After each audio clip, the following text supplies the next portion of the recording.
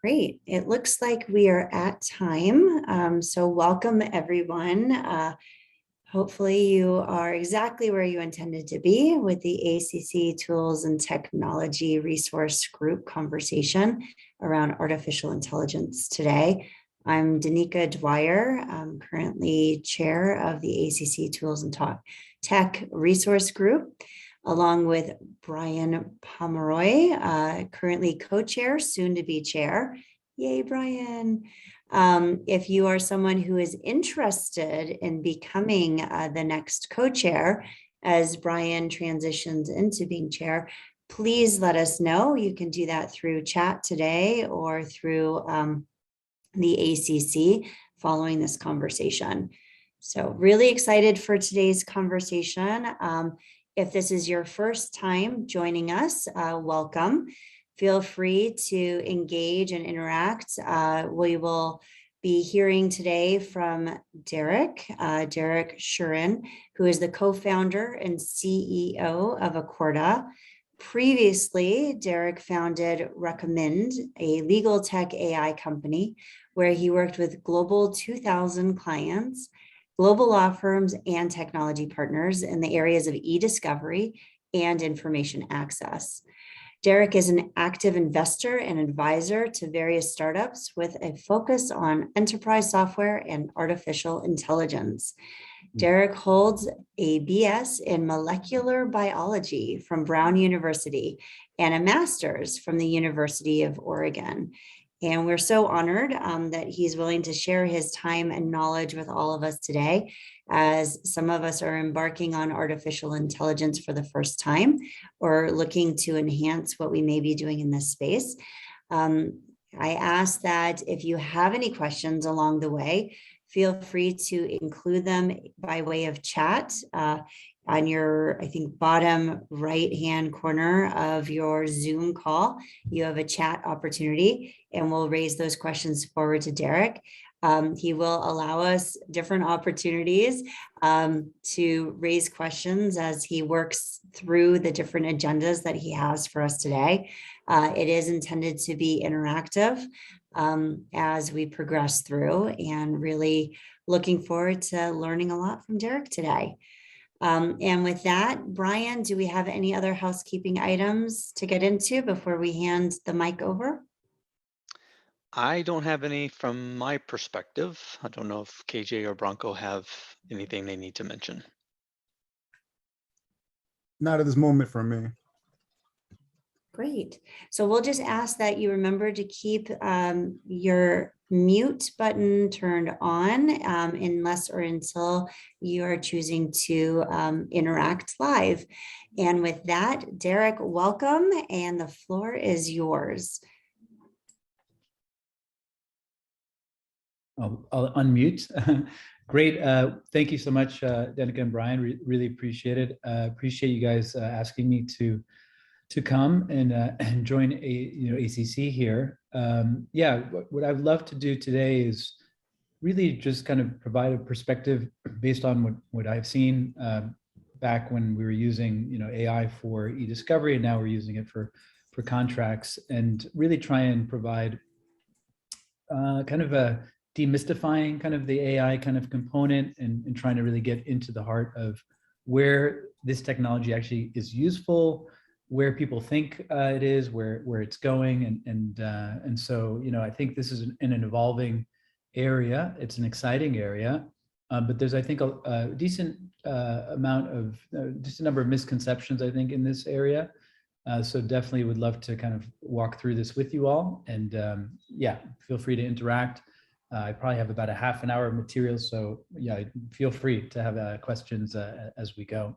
One logistical note, Danica, I thought we might have a couple of polling questions. I didn't know if that was set up, or... It is set up, and so as you're ready for the polls, Bronco is ready to share. Okay, great. Well, then I will, let's just start with the first poll, and let's just kind of get everyone, clicking buttons and getting started. Yeah, so the question is, what is artificial intelligence really? And so if you guys want to pick, the robot, the enabling technology, the hype, or don't know, that would be really great.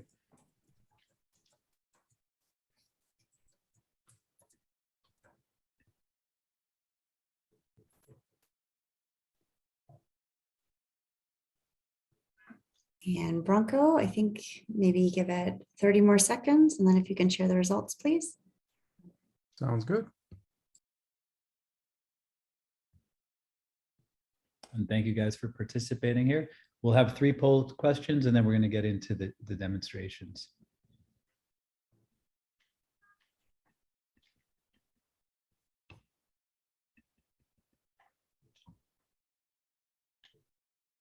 Yes. Okay. Excellent. So as we see, enabling technology helps humans be more effective is the top choice, and then the advanced robot piece is second.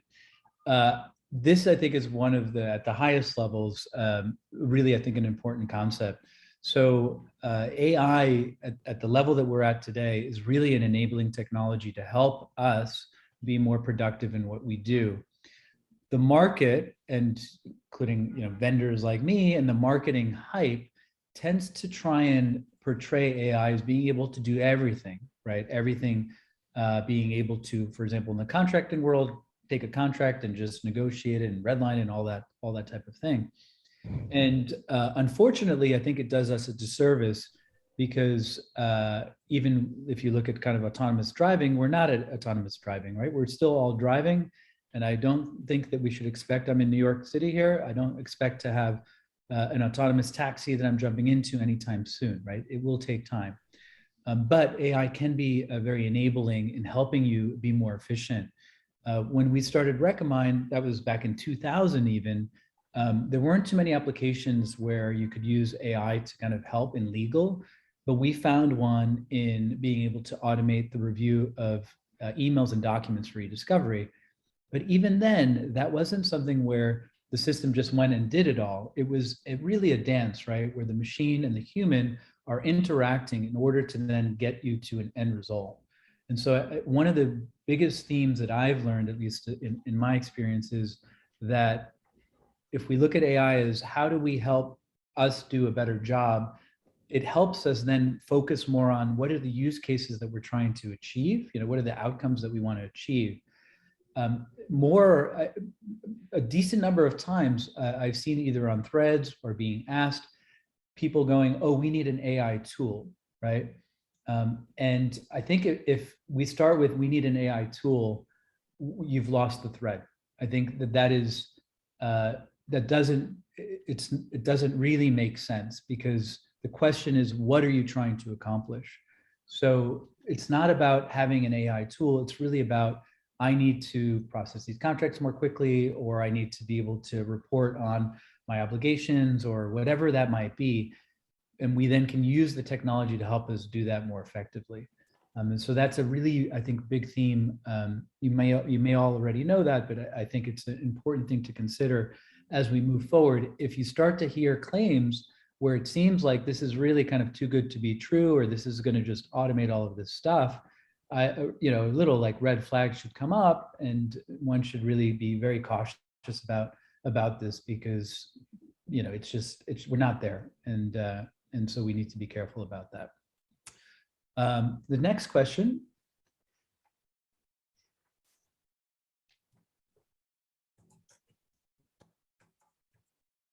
Thank you. Okay, so what's the experience with people? Have people used an AI powered application? Yes, no, don't know.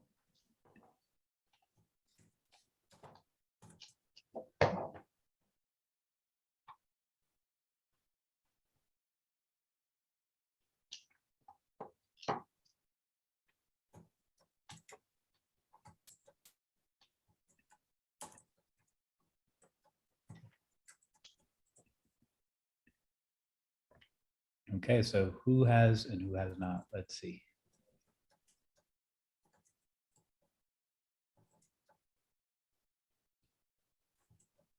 Aha.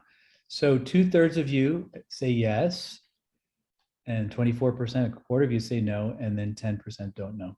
So I'm pretty sure that everyone on this call has ordered an Uber. So if you've ordered an Uber, you have used an AI-powered application.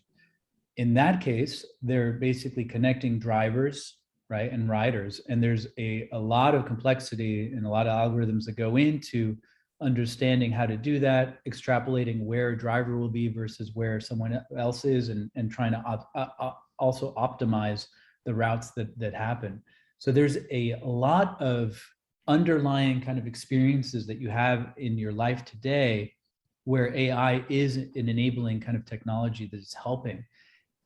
But the beauty about some of these applications is it's seamless, right? You're just getting an outcome. You literally click a button and 2 minutes later you have a driver and you're like, oh, that's great. But the point is that AI really is permeating through our entire lives. And so we all almost certainly have used kind of an AI-powered application, but maybe haven't even realized it. That's beautiful. If we can, in legal, get to the point where people don't know that they're using something, but their experience is so great as a function of the AI, then we're doing, an amazing job. It's like watching, I don't know, figure skater just do an amazing kind of loop, and you're just like, it looks so easy. I can't even stand on skates. So that's where I'm at. All right, last poll question, and then we're going to get into some demonstrations. This last one is really about AI and contracting, the contract space. So what use case is artificial intelligence most important in contracting? This is in the kind of future of contracting, in the steady state where we have, all of this power. Where does AI really make the biggest dent? Is it in the contract creation? Is it in contract negotiation? Is it in the contract execution? Is it in the filing, or is it in the search and reporting? And I think this is an interesting, this will be interesting what the answers are, and it will be interesting kind of to dive into this, because this is one of the areas where there may be a disconnect.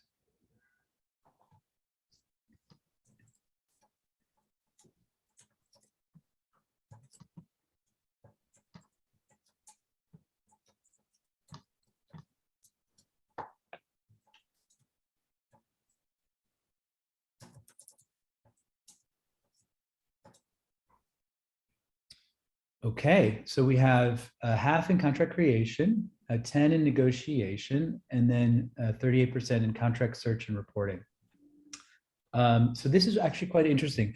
I was expecting that the contract search and reporting would be higher versus in the contract creation piece, but I see kind of where people are going on their creation side.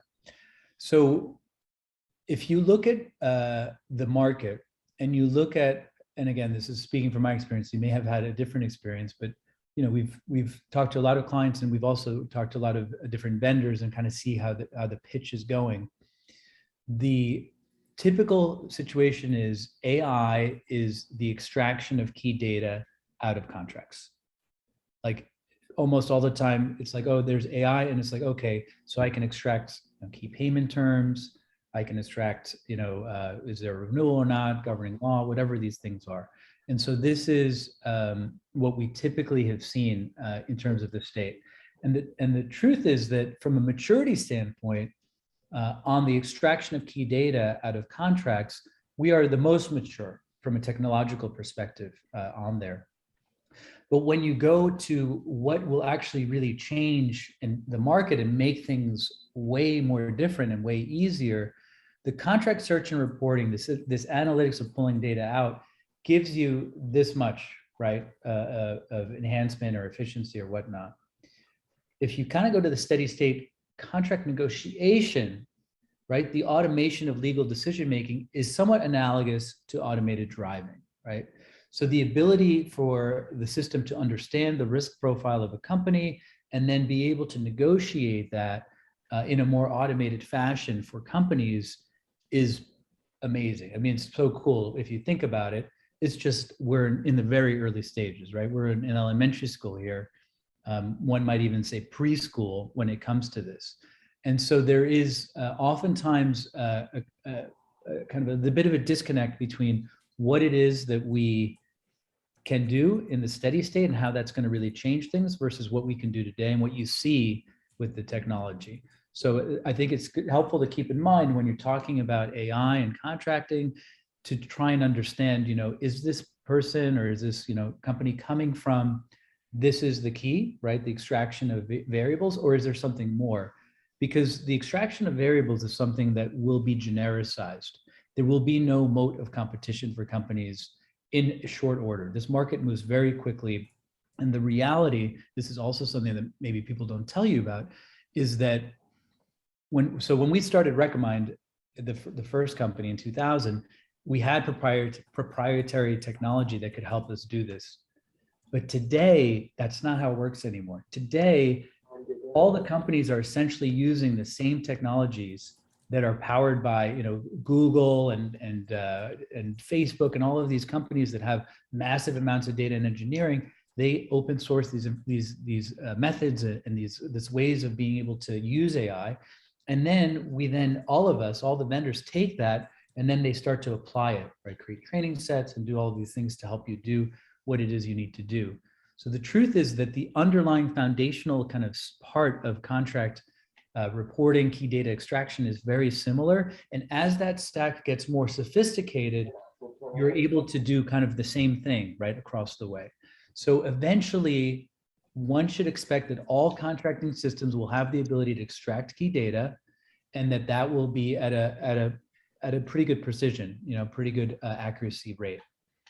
When we then move into the negotiation piece, this is where we just don't have that much in play right now. But again, it will change as we move forward. And there are things that, for example, we're doing and others are doing that are the precursor to that kind of bigger automation step that really kind of helps us move the ball forward and really helps us as businesses be able to transact more quickly, right? Because today there's a ton of friction and really unnecessary friction in this process. And we need to find a way to be able to take that and get rid of that friction so that we can transact more quickly and we don't have to be spending the same time negotiating the same things over and over again. One note on the contract creation piece, there is interesting kind of advancements in contract creation in terms of being able to understand what type of contract you need based off of a set of input variables. We do a good amount of work on the sell side. And so, for example, on the sell side, you could have an integration, for example, into Salesforce, and then you can understand what products are being used. Is there professional services that's going to be added or not? And that can then be helpful for you to then be able to figure out kind of what contract you need and how to create the right contract. That said, that technology is more base level, right? So while it's helpful, it doesn't require a huge amount of sophistication. It's just kind of a more baseline technology that when deployed correctly can be very helpful. And in this case, what you're really doing is you're working with legal and the business to try and figure out what are the rules, right? How do we kind of better automate this process so that I don't have to, as a salesperson, continue to email legal for a template where I already know what it is that I need based off of a programmatic kind of role-based setup. Okay, so with that, I'm going to now share my screen and I'm going to go into some demonstrations to try and help kind of bring this to life. Before I do that, are there any questions or anything anybody wants to note so far? Or any feedback if I need to improve in any way? Okay, so let me share my screen then, and we will get started on this next point here.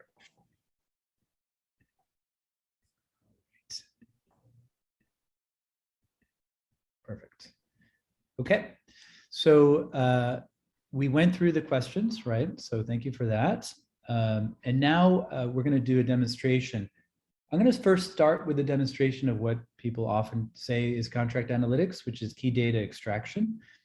I'm then going to go into a view of clause level analysis, and this is a bit more novel and more foundational for something else, which you'll see. And then I'm going to just touch on obligations management. Okay, and then from there, then we'll go into the next phases after that. Okay, so key data extraction. So here we have a system, and this could be any system, right? So you have a system that has all the contracts in the system, right? And then you have the name of the contract, the counterparty, et cetera, governing law, edit date, renewal date, things like that.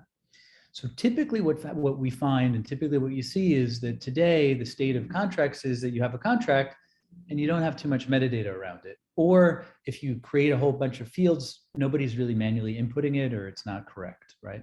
So what happens when you use this AI-based technology to do key data extraction? Well, what happens is the system is able to do certain things. If you don't have counterparty, it can pull out all the counterparties that are in the system, for example, here. And you can also just type ahead and see kind of all of the different companies that are in the repository. You also classify the document. So you can classify it, is this an NDA? Is this a stock purchase agreement? Is this a master services agreement? And then terms of service, and you can see how that operates as well as how many are there. Agreement date, what is the actual agreement date? Is there an expiration date? What's the deal size? Is there an auto renewal provision in there? What is the governing law?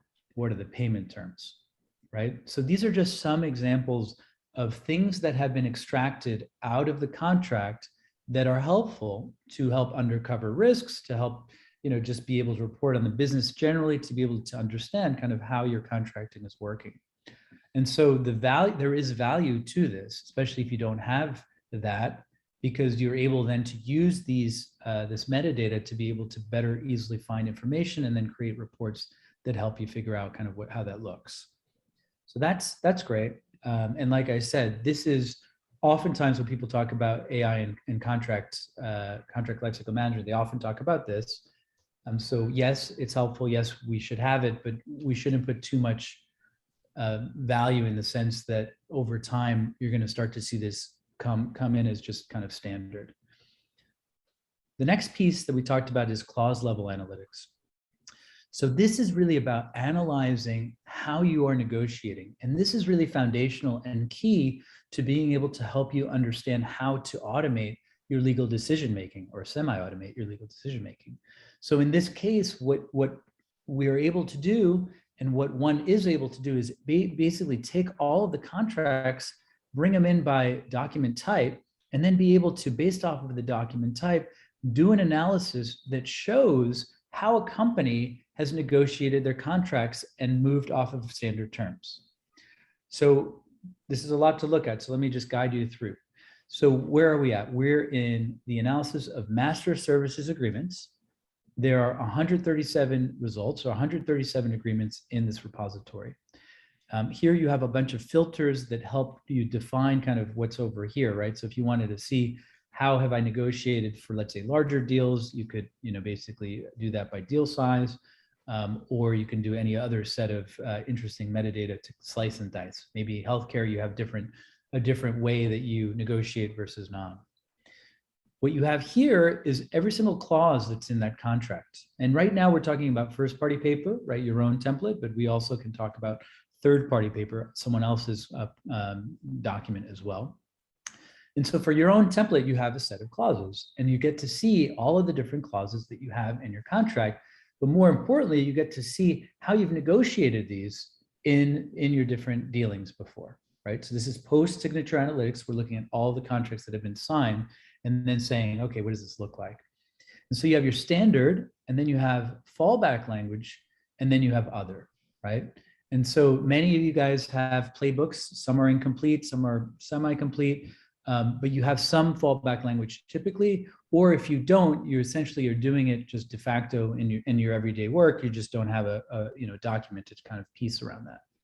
So the beauty about this analytics is it allows for you to see how you've negotiated. It could even help you reverse engineer your playbook. And if you look into, let's say, audits as an example, we can see that 12 times we've used our standard language. So here is our standard language. And then we can see that 56 times we've actually used a fallback. And in this case, it's a no supplier warranty fallback. So if we open the text here, we see that, in fact, the only difference here is that we're striking the supplier warranty in this agreement.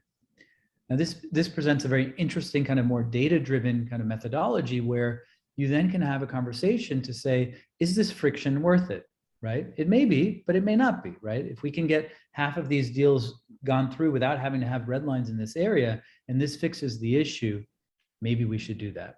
And so really kind of gives you a better sense for your template, and then how does the market react to your template, right? Many times clients want to know what market is, but you know what's better than market? What's better than market is all of your executed agreements, because the market is not just telling you what market is, the market is telling you how it specifically responds to your specific template. And that gives you a lot of power to be able to go and say, look at this data, and this is purely data, right? There's no ego involved in here. It's just, this is the data. What do we want to do about it? And it can be very helpful. Now, imagine that you didn't have a playbook. We would find 56 contracts that have this similar language. We could then reverse engineer a playbook, right? So we could actually add this as a fallback very easily, and that then would help you kind of bootstrap your way into a playbook itself. One more example I want to give is around risk, right? So outlying risks. We were just talking to the GC. I was talking to the GC about a large company that's making a lot of acquisitions yesterday. And he was bemoaning the fact that he didn't know what was in these documents and didn't really understand the risk, and that in order for him to be able to really understand that, or his team to understand it, it would require a big effort, right? Where you have to go through all the contracts, and then you have to figure out what the risks are and kind of put that all together. One of the things that you can do here is you can use, again, the template and then the analysis to see where you have outlying risks. And if we go to limitation of liability as an example, we'll see that we've used our standard twice here, a 2x cap 3 times, but we have 12 contracts where we've gone outside of our typical standard language. And if I go into that, I will then see the language, and this is diffed against the template so that you can see where things have been stricken and where things have been added. And as you go down the list, you actually get to more divergent, if you will, more divergent contract language for this particular clause. And for example, here you'll see that there's a $10 million liability. That might be something that might be interesting to know, right? And then as you keep going down, you'll find here's a 5 million liability, etc. So it really kind of helps you kind of create, kind of understand, outsized risks. And if you want, you could even then go into the document and actually tag it as such. So it really kind of gives you the ability then to be able to report on it later on. Let me pause here. Are there any questions or anything? We can move forward.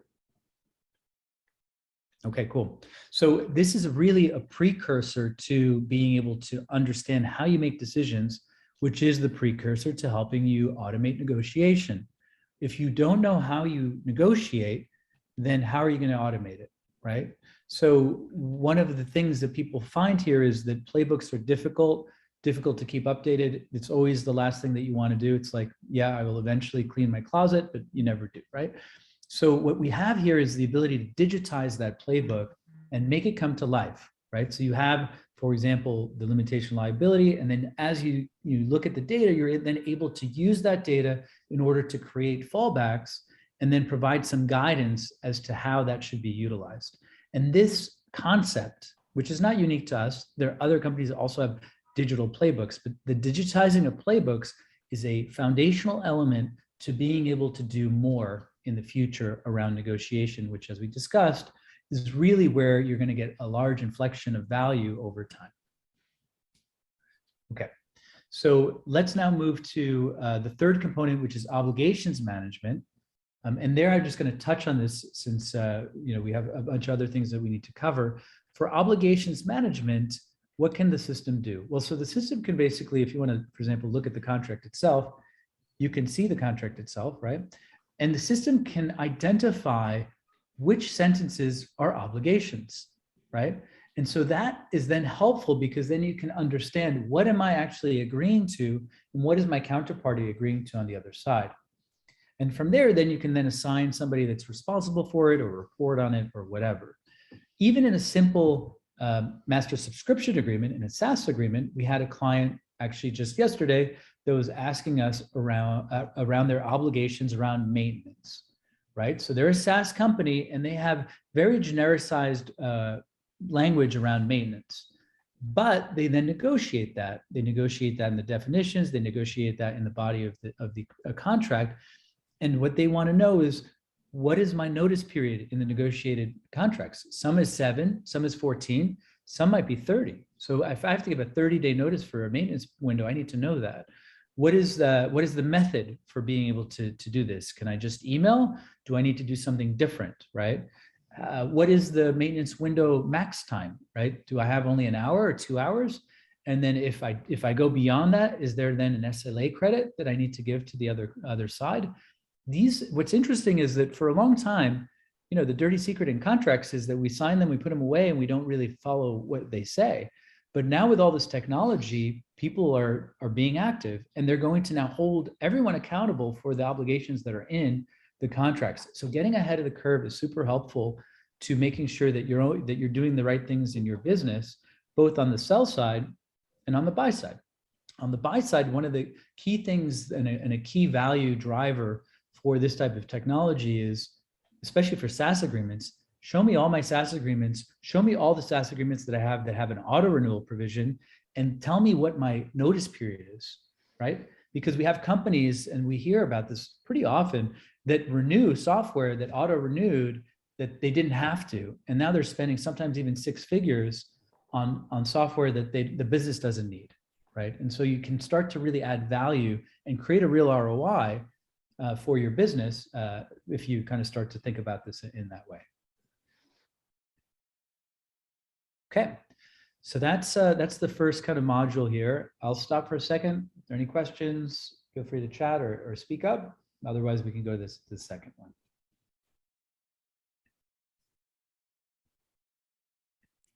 I am not seeing any questions in the chat. Okay, cool. All right, so let's get into the good stuff, the contract analytics for the negotiation, right? So what we're going to show here is the contract review, the integration of that playbook that we just discussed, which was a foundational element, and automated approvals, and how we kind of use the technology to help us with the approval process as well. And again, let's go back to also the high level theme, which is this is not about just automated driving for contracts. We're not there yet, and we're not close. This is about assisted driving, right? Assisted negotiation. How do we help people that are doing this every day be more efficient? How do we help people that have lesser skills be able to do work product that has higher skill output with the technology helping them do that? Okay, so on the review side, a contract is created. I'll just do a quick example of a contract creation. So let's say a contract is created. Let's say it's for Acme. Let's say, you know, and then professional services are included or not. As an example, I'll show you here. If we go to ownership of developments, then you have warranties. That's no professional services, right? If you add professional services, then you see that this is changed. So it's changed because you now have professional services. So you have to cover your people. And then you also have a provision of professional services that's been added, right? So there's some logic that really helps you kind of figure that out. And then you can send that for review for signature. One of the key things, and this is not so much AI, but just technology generally, is today we email Word documents, right? Back and forth. This is not the future, right? This is a kind of analog process. And what we're going to see over time is the ability from in the system to be able to create the contract. So you don't have to pull out a Word document and add a bunch of things. You just put it in like you see, and then send it to the other side. Then you can track it. The other side responds. The system automatically pulls it in. And so we're going to really have a much more seamless process for negotiation, which we don't have today. And this, I think, is a very exciting kind of development as we get into kind of the contracting space. So what happens when you get the document in? So the document comes in. So the counterparty in this case, let's say, is Okta. This has not been assigned. It was requested by me because I was the requester, but let's just say that I'm going to pick it up as the lawyer, right? So I can just pick it up as the lawyer or any kind of contract manager if I want. And I'm going to submit that. And now I own that particular contract. And that's great. So now I successfully reassigned it. Great. Now I'm going to work on it. So I'm going to pull in the document. And again, instead of doing email and red lines, now we have in-system kind of use, and then we have the Word red line that's coming back into the system. So this is familiar, right? So you get to see essentially a Word red line in the system itself, because that's what people know and expect. And then you also then have over here a bunch of cards. And these cards are showing you how many clauses are being negotiated, right? So you can see all of these different clauses that are being negotiated. You can see that there's 16 clauses, and we have not really gone through any of them. And as you also can see here, you can see kind of progress through all of these. So you can see kind of how that all kind of translates and what happens there. So if I go back into the contract, I can see these red lines, and I can then start to use the technology to help me understand how do I actually deal with something. So let's just go here. I just did a demo, so I'm just going to revert here. So what happened here? And remember, we talked about obligations, right? So here, we have an obligation if there's a suspension of user access to service. So we suspend a user, right? Then we have to do something. We have to basically notify as reasonably practical thereafter. They struck that, and then they added within 2 hours of such removal. So that's a stringent obligation. So the system looks at that and goes, wow, that's an obligation. There's a time period for that. We don't know if we can do that. This is a high risk, right? So it kind of risk scores what's happening over here. Again, that's using AI to try and figure out kind of what a risk profile would be, high, medium, low. And then it looks at that playbook that we created just a second ago, and it goes, oh, well, this red line is in this clause and relates to the customer wanting to add a defined notice period, and suspension occurs. So cool. So now we can actually look at that playbook and then look at the guidance that was given to us by ideally our legal counsel, and then see how we want to define or explain this to the other side. Were we to use our alternative language or fallback, and then we have our fallback. So in this case, the thing that we want to do is we want to step into this negotiation little by little. And so what we want to do is we want to replace their kind of wording and our wording with our fallback, which is use commercially reasonable efforts to versus reasonably practical. And so I'm going to actually use that fallback. And when I do, it backs out the changes from the counterparty and puts in this. And again, now you see how this starts to all weave together, right? Because I just did this in a semi-automatic fashion, right? The system is prompting me to be able to do this. And if you kind of liken this to automated driving, it's kind of like we've never had cameras on cars, and all of a sudden we now have cameras on cars, right? Because we now, it's not a Word document that's in some person's local desktop. This is actually now a cloud-based document, and all the things that are happening allow for the system to understand better what's going on and start to get data. And data is really important for AI to work. And this is why some of the things that people claim can be done is essentially impossible, right? Because if you've never put cameras on a car, and all of a sudden you put cameras on a car and you drive for a month, are you going to do automated driving? Of course not. Well, how are you going to do automated contract negotiation in such a case, right? So there are companies that will claim that they'll take a third-party paper and they'll be able to figure out all of the different clauses that are problematic and then automatically redline. And that's complete BS. That is not accurate at all. That's not the state of where the market is, and that's just super hype.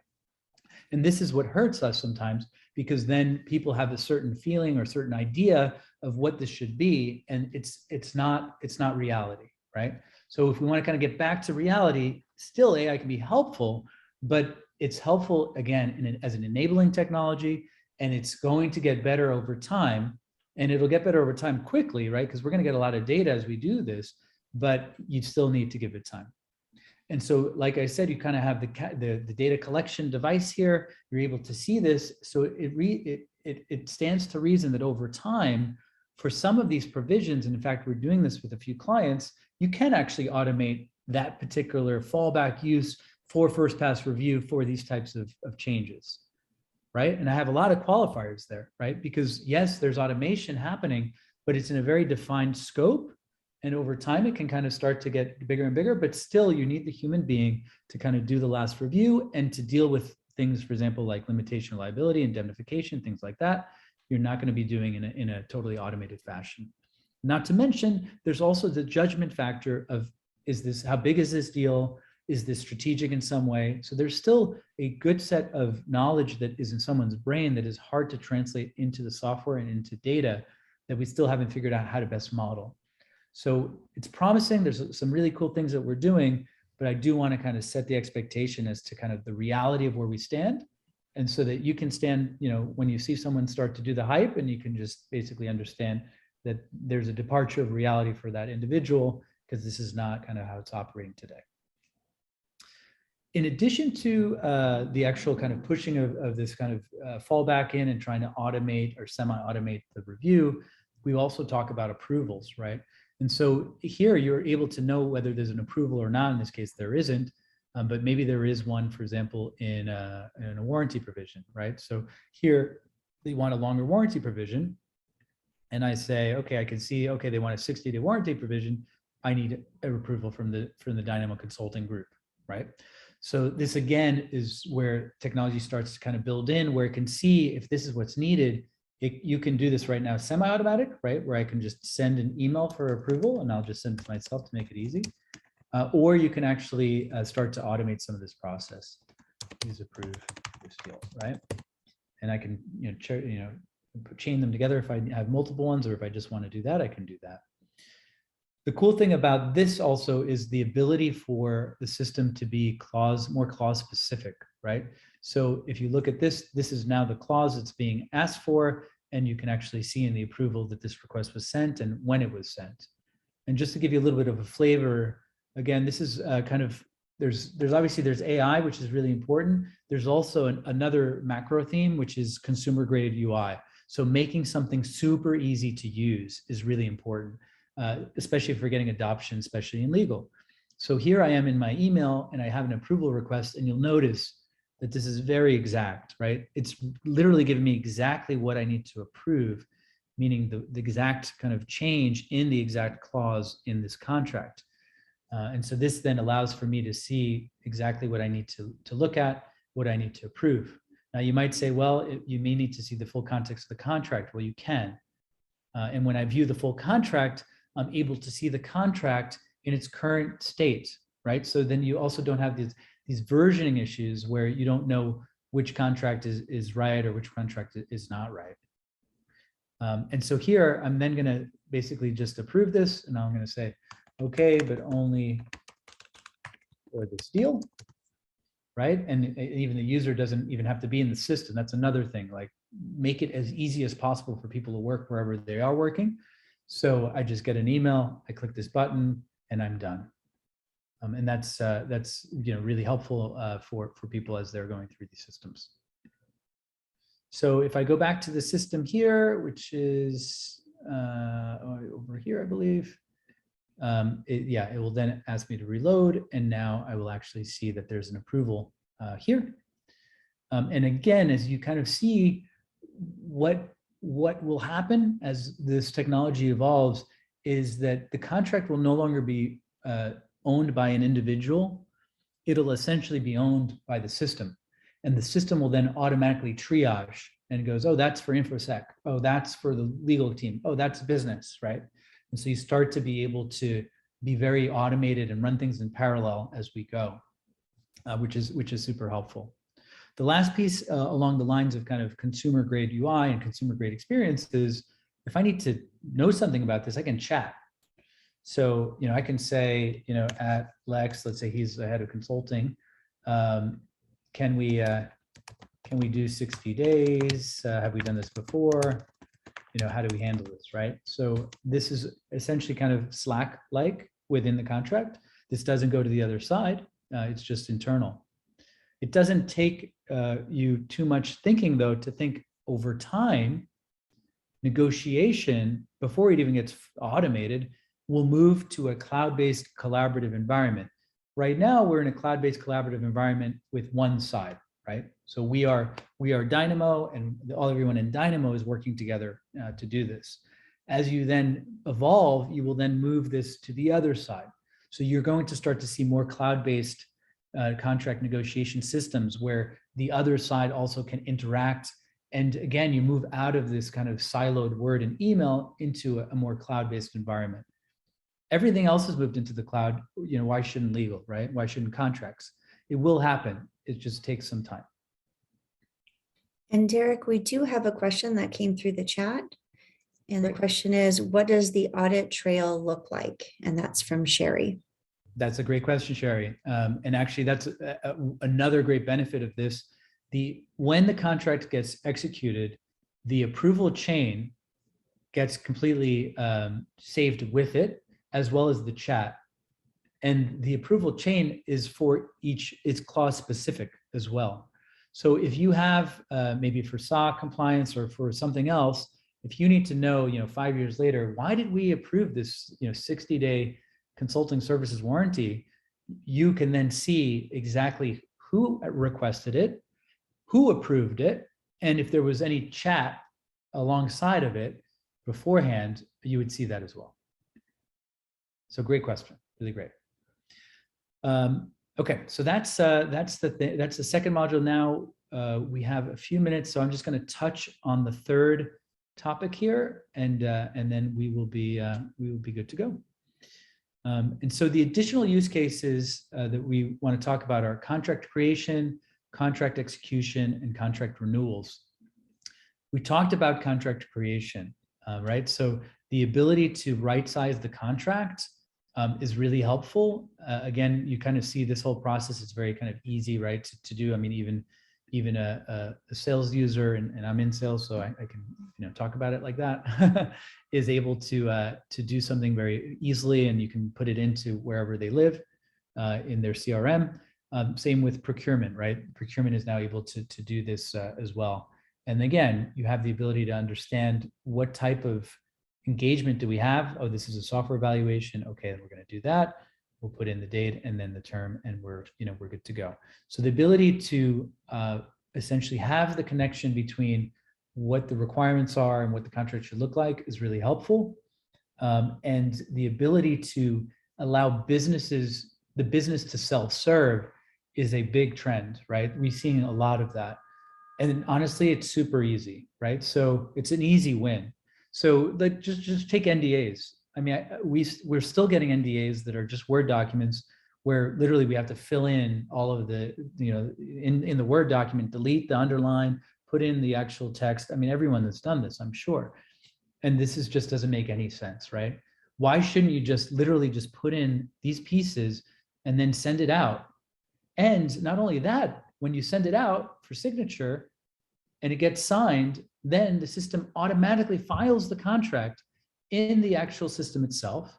And then it automatically pulls out all of the key metadata that you need in order to manage that particular contract, right? So in this case, let's say it's an NDA, it's pulled out.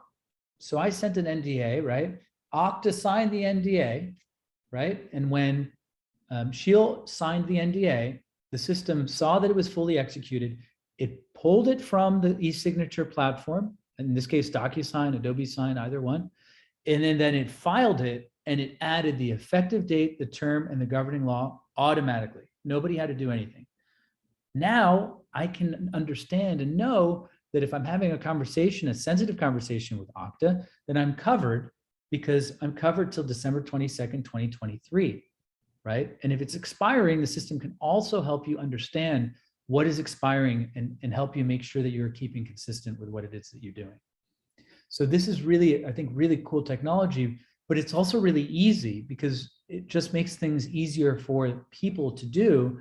And what we find is adoption goes up dramatically if the proposed change of behavior is one that's easier than the one that you currently use. And so that's cool stuff, exciting stuff that we see. In addition, on the contract execution side, where we just talked about how you execute and then you can pull these things in, there's also the ability in execution to, or even prior to execution, to double check, right? To make sure that the contract, the final contract that you hadn't been modified, either accidentally or even on purpose, right? For when you execute it. So this check and these checks and balances are starting to come in and build into the system again in a more automated fashion, which is really good. Even on the review side, red lines can come in, but even if they didn't track changes or some of the changes weren't tracked, the system is still able to identify them and then show them to the user and say, hey, here's some more red lines that weren't tracked, but you should obviously be aware of them. And then the last piece is this contract renewals piece, which we discussed earlier, but that's really helpful if you can then extract information so you know when you're having renewals happen, and then use the technology to help you on the procurement side, on the buy side, not buy things that you don't need, and on the sell side, allow for you to understand, like, how much can I increase my price, right? Is there a CPI issue, or when should I be providing notice, and all of that. It really helps the account management team be able to do the things that they need. And so I think it's very exciting to see where we stand here in terms of the contracting world. There's been a lot of activity, investment going on. And yes, there's been a lot of hype, but there's also a lot of promise, I think, in what the technologies can do and the clear wins that you can get without even having to do too much, right? I mean, again, I was just talking to this company that did the full, all these acquisitions, and just even ingesting all their documents and pulling out the key data and providing an easy way for them to search is a win. And that can be done in a few weeks. So I'll leave it at that. I don't know if there's any more questions, but I appreciate your audience, and I hope that this was helpful. And there is another question, and this is coming from Stephanie. Are retention policies applied to individual contracts in the system, as well as to support records management? Yes, so records management was a big deal for us at Recommind, because we did a lot of e-discovery. What we have found with our clients is that they want to keep the contracts without having a deletion policy in effect.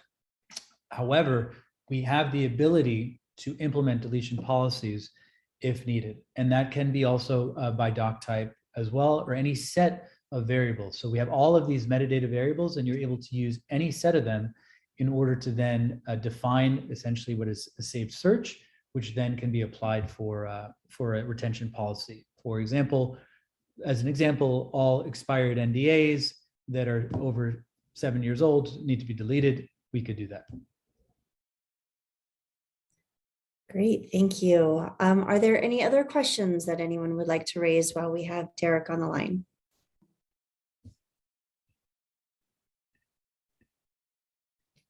Well, this was amazing information. I love how you approach dispelling the myths and showing some of the realities and some of the opportunities for us to look out for as we contemplate and consider what can AI mean for each of our organizations. So thank you so much for giving this knowledge forward today. I'm going to ask one more time. We do have a few more minutes left, so if you do have a question, don't be shy about raising it. Hey, Derek, it's Brian. I do have a quick question for you. I mean, it's obvious that AI is making a real impact in the contracting space, but I'm just kind of wondering from your perspective, what do you think is the new emerging space for AI application? Yeah, it's interesting. So it was e-discovery, right? And now it's gone into contracting. In terms of kind of other areas where AI is used, I think, well, to some extent, it's already been, I think, pretty effectively used in analyzing billing and billing codes, right? And trying to do that. There's also interesting applications around essentially Moneyball for, figuring out kind of how whether your motion is going to work and who you are in front of the courts and whatnot. I think over time, it's kind of an extension of contracting, but right now I think that contract is like a necessary evil, and it's kind of burdensome, and nobody really wants to do it, and it's not really fun, right? I think we missed the boat though, because if you want to really empower businesses to work well together, we focus so much, and this is also part of the legal kind of function, right? We focus so much on the risks and focus so much on what can go wrong, and that's what we're all about, right? And the reality is that if you can focus on what goes right and figure out how you can then empower that relationship and use the contract as a model to help you, elevate the experience that your client has and help set the right expectations for everybody involved, I think that becomes a really interesting advancement that I think we will eventually get to once we get over this kind of other piece. The interesting thing about the contracting world is that in a contract is a company putting in all their promises, and the promises are coming across the entire company, right? And so how do we more effectively collaborate, and how do we more effectively utilize this process in order to strengthen the delivery and the experience that we have for our clients? I think that's really exciting. I think we're not there yet, but eventually I think we're going to merge into that. And we can do analytics as well to try and understand client satisfaction, profitability, all of those pieces to try and then optimize the business itself, which, is typically not thought about when you think about this area. Yeah, great. Thank you. Cool. Great. Well, thank you again for speaking with us today. Thanks everyone for attending. If you were new, I hope this was a good taste of what's to come in future sessions. If you've been here before, thanks for coming back. I think we do have another session scheduled for April 26th at the same time. Topic to be announced. And friendly reminder, if you are interested in being the future co-chair of the ACC Tools and Tech Resource Group, please don't hesitate to reach out to Brian, myself, the ACC, and we're happy to have a conversation to help you understand what's involved and why you should join, because it's super fun. And with that, I hope everybody has a great rest of their week, and we'll look forward to future conversations. Great. Thank you. Thank you, Derek. Thank you all. Thank you. Take care.